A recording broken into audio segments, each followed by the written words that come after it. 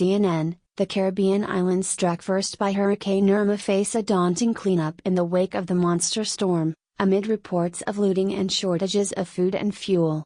The tiny island of St. Martin, home to 70,000 people, was one of the first areas lashed by powerful wind and rain, leaving 4 dead and causing widespread destruction.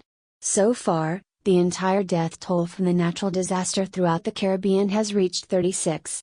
Calls for emergency aid to the island chain began almost as soon as the storm had passed, and days later European assistance has begun to flow. French President Emmanuel Macron will fly into St. Martin on Tuesday to survey the damage in the French colony, as authorities seek to deliver supplies of food and water.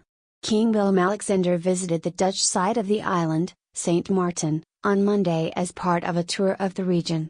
Soon after arriving, he said, "We're doing our best to help everybody who needs assistance, so have faith in relief efforts." Earlier, the Dutch military evacuated residents from the island, including children, back to the Netherlands.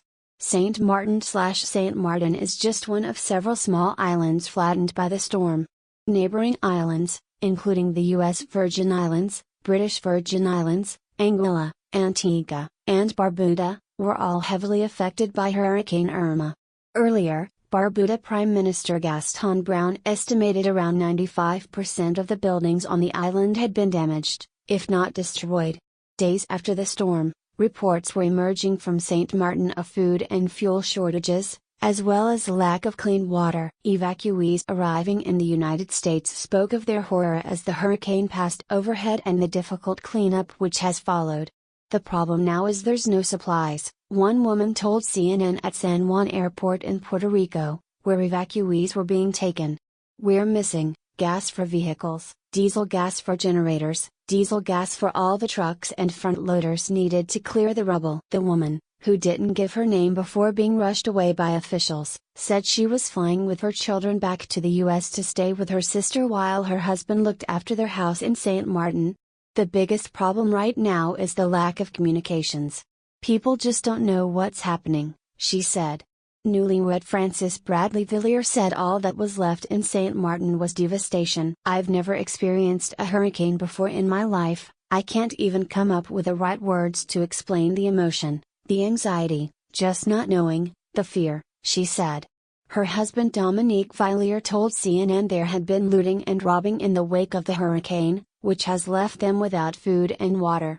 "It's very terrible right now. I actually had 2 persons try to break into my house at night the day before yesterday and I had to scare them off," he said. As Macron heads to St. Martin, French Interior Minister Gérard Collomb announced France was currently working on delivering water to affected neighborhoods across the island.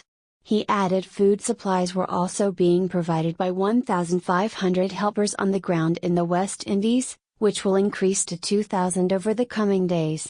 UK Foreign Secretary Boris Johnson said Monday 700 troops and 50 police had been deployed to parts of the Caribbean, while the HMS Ocean would soon head to the region loaded with emergency supplies. "We are continuing to deliver aid, including food and water, to where it is needed. Some aid has arrived in the region with much more on the way," he said in a statement.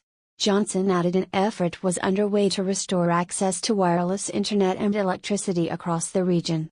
The European Union has also committed to providing $2.4 million for emergency relief. What do you think about this news? Scroll down and comment. Thanks for watching. Please subscribe. Goodbye and see you again.